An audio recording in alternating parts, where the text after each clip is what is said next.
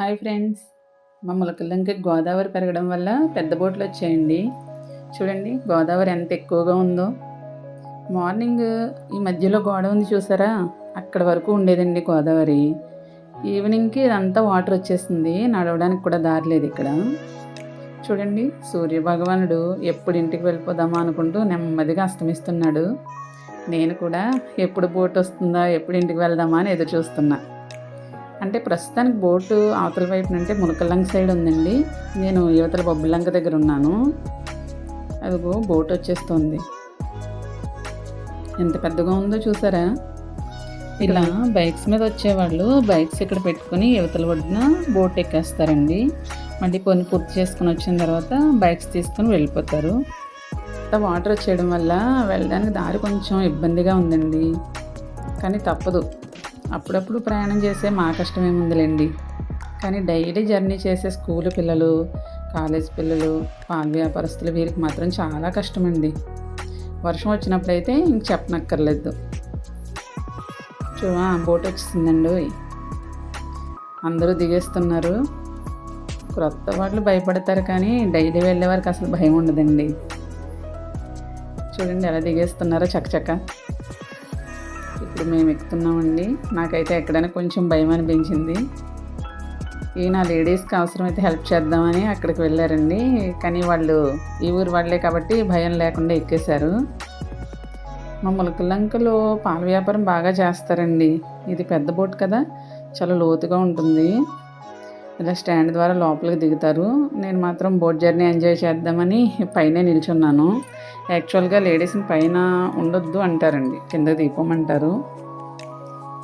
School పిల్లలు వస్తున్నారని boat వాళ్ళు కొంచెం వెయిట్ చేస్తున్నారు. ఇదిగో స్టూడెంట్స్ వచ్చేసారండి.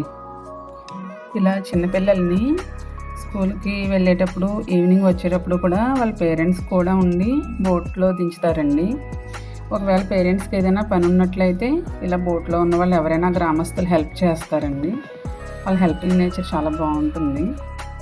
బోట్ అయితే స్టార్ట్ చేశారండి. ఆ చివర ఒక ఆయన చుక్కని మూవ్ చేస్తున్నారు చూడండి, ఆయనే బోట్ నడుపుతారు.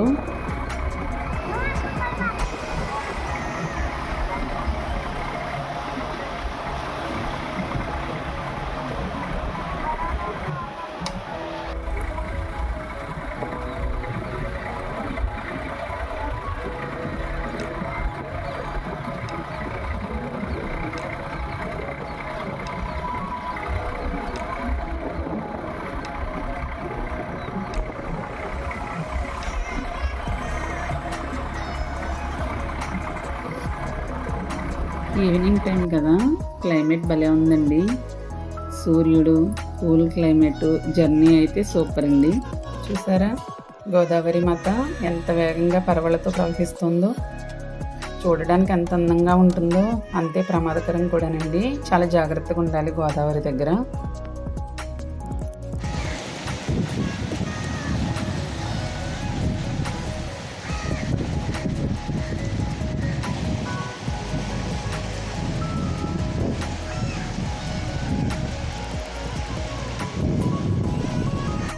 ఇదిగోండి వచ్చేస్తున్నాం ములకల్లంక.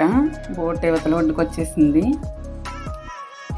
వీళ్ళందరూ బోట్ ఎక్కడానికి రెడీగా ఉన్నారు. ఎలా ఉందండి బోట్ జర్నీ?